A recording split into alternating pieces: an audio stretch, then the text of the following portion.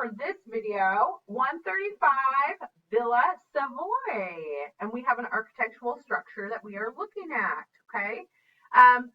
This is by Poissy-sur, or excuse me, it's in Poissy-sur-Seine, France, wherever the heck that is, somewhere in France.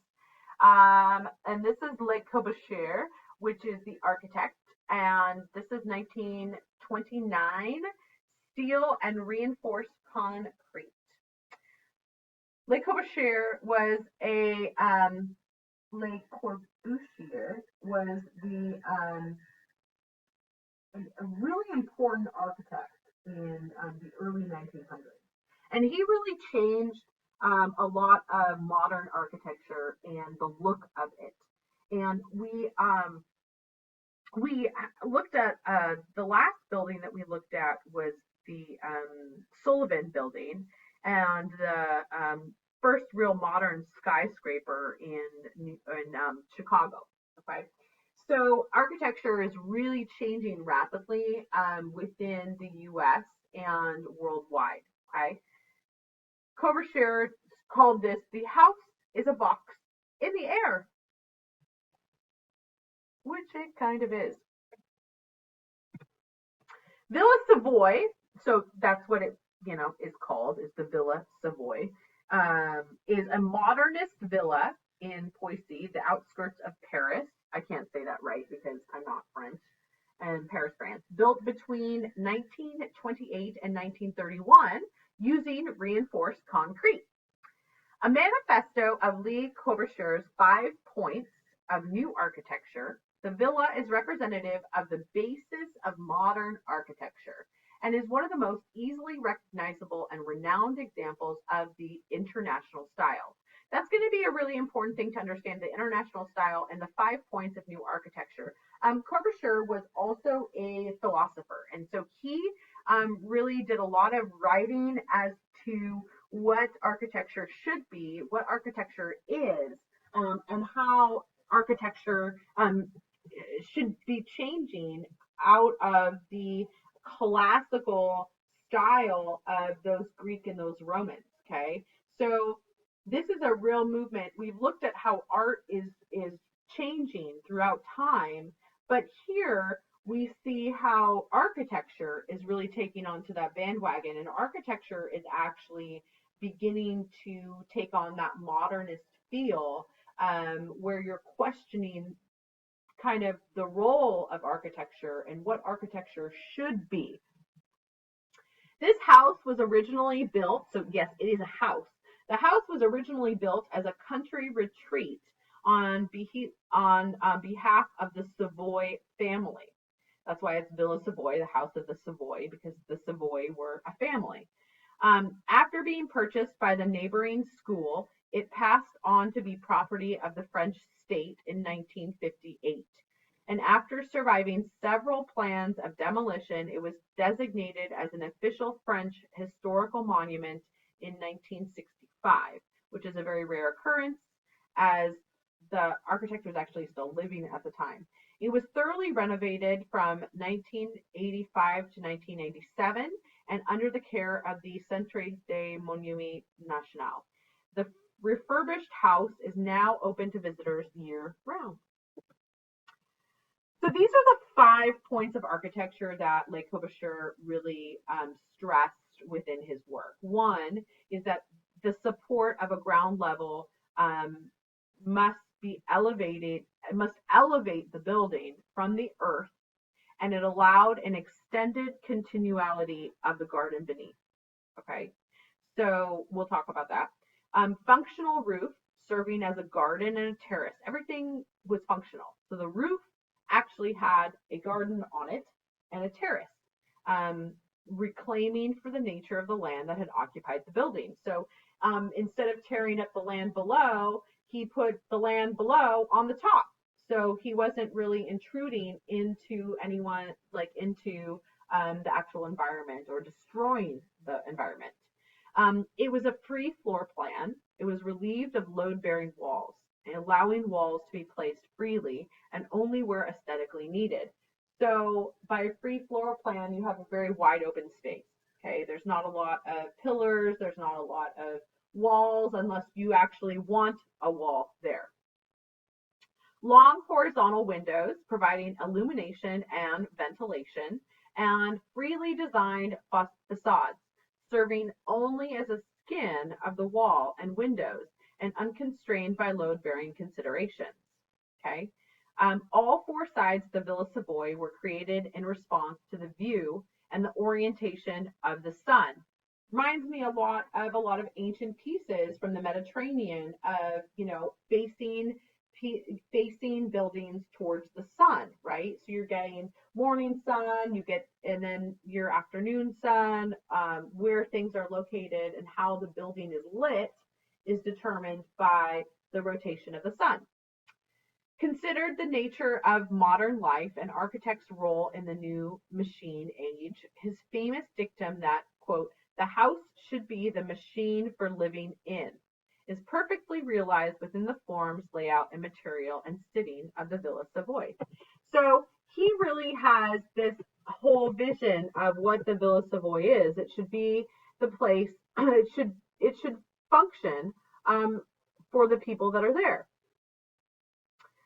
It offered an escape from the crowded city for its wealthy patrons and is located on a large unrestricted site allowed Le Corbusier to create total creative freedom. The delicate floating box that he designed is both functional house and modernist sculpture, elegantly molding into form and function.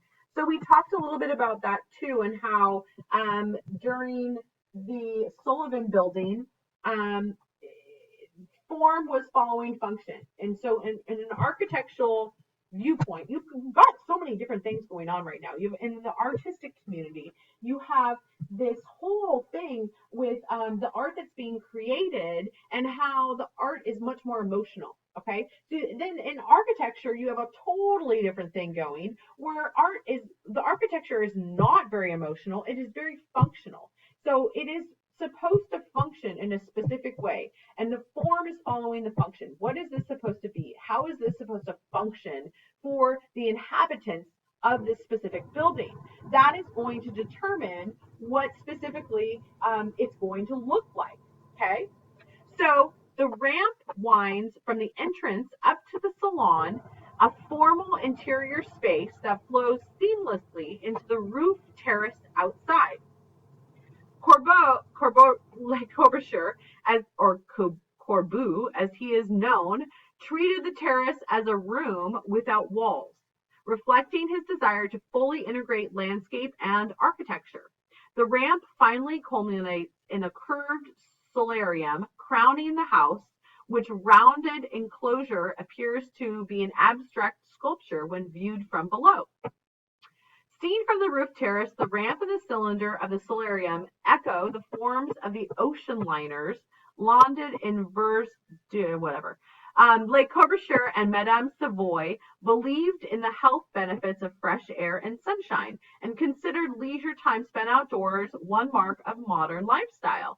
The Villa Savoy's integration of indoor and outdoor spaces allowed the family to spend time outdoors in the most efficient way possible. The house was, in a sense, a machine designed to maximize leisure in the machine age.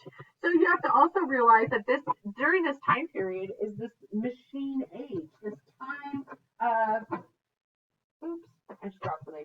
This time of a lot of change in the world. So this is going back to this. This is all 1929. This is after World War I. And again, I was telling you how at World War I, so many things changed in the world, and the way that people looked at things, art in general, architecture, just the modern lifestyle of everything that was going on, and it was kind of turning into this like machine age. Okay, so Europeans required themselves after World War I to have this new and meaningful life. Okay, this was a kind of an architectural revolution at the time. Le Corbusier saw architecture as the vehicle for reformation and the ideal utopian society. Okay, but there's a little bit of irony in his architectural rhetoric and his structural reality. Okay, so what he actually creates versus what he believes, there is a little bit of disconnect. Okay. Um, so there are these 5 points of new architecture that we talked about. Supports, something to lift a building off the ground. Let's go back to the piece so we can see the whole piece here. So we look at those 5 points. There's some sort of support that's going to lift the building off the ground to a clear space below. Okay, that would be also where a car could be parked in the modern age. Okay, there's roof gardens. There's a free design ground plan. So there's a free plan that things can kind of work as they will. Open rooms. There's not a lot of walls. More of like an open floor plan. There are lots of horizontal windows, also known as ribbon windows, without the piece. And there's a free design of the facade. So the facade literally does not have a design on it. It's very boxy. It's very just functional. It's not decorative at all. Okay. So a couple of other points here. I took this awesome architecture course over the summer, and for my master's program, and we talked a lot about Le Corbusier, and he was on the forefront of kind of what was going on in the world and his beliefs in his 5 points, and how this kind of structure began to really have an impact. Okay. Le Corbusier's actual name is Charles Edward Jeanneret. And he was born in Switzerland in 1887. He is the most influential architect of the 20th century. So everybody would have, oh gosh, now my dog. Everybody would have studied Le Corbusier. Okay. He was trying to fuse artistic principles with an industrial manifestation. He published in journals. He wrote a lot of articles. He was a total philosopher and a believer in this kind of modern way of constructing buildings. He did a lot of short essays and designs that culminated in his own book, Vers une Architecture, in 1923. It translated to Towards a New Architecture. So he believed that there exists a new spirit. Our eyes, unhappily, were unable to yet discern it. The modern zeitgeist for being reflected not in architecture, but in the engineering and the industry. So after World War I, there's a lot of industrialization. There's a lot of factories. There's a lot of things that are being produced. This kind of modernization of engineering and industry, and houses become mass produced. So people start buying houses. Houses become so manufactured that they're just put up in a blink of an eye. Okay. And so Le Corbusier is kind of taking that and looking at industry, looking at engineering, and he thought that people were preoccupied with a sense of style, and that architecture should be like an automobile. It should be standardized. The parts should be assembled efficiently and quickly. Okay. So after World War I, when everything was being reproduced, mass-produced homes with new materials, new techniques, there was a lot of pour-in-place concrete construction, which was a new thing. People were trying to make architecture relevant again. Like, well, now all of this mass production, how is architecture going to remain relevant, remain important? Okay. So it's kind of an architecture revolution. So again, this kind of new vehicle for a reformation, an ideal, a new utopian society. Okay. So he had this use of materials and construction methods, and he explored the capabilities of concrete and concrete reinforced with a network of steel rods. So he used a lot of concrete with steel rods within his pieces. That way it's going to take care of the tension. So there's different structural aspects of each of his pieces. Okay. But he always has them off the ground, and they open up this space underneath. With reinforced concrete, you're able to span greater distances and concentrate more on a structural load into a rational grid of columns. So you can see, even though he's really going away from the classical look of what architecture should be, um, he is incorporating these columns into the bottom, which are very reminiscent of classical architecture. Okay. Um, on the bottom of the building, in that open space, it's kind of like a horseshoe shape, and that's taken from the turning radius of what a contemporary automobile could actually handle. So it was meant for literally to drive your automobile up underneath the house, park it, and get out and go right in the house. Okay. Um, it's kind of denying its weight. There's like this floating nature about it, but this very clean, austere whiteness. Um, the ground floor is actually painted in dark green. Um, so it has this visual effect of receding itself into the background. So it does look like it's almost just like floating there, on top of these pillars, which are very reminiscent of that classical style.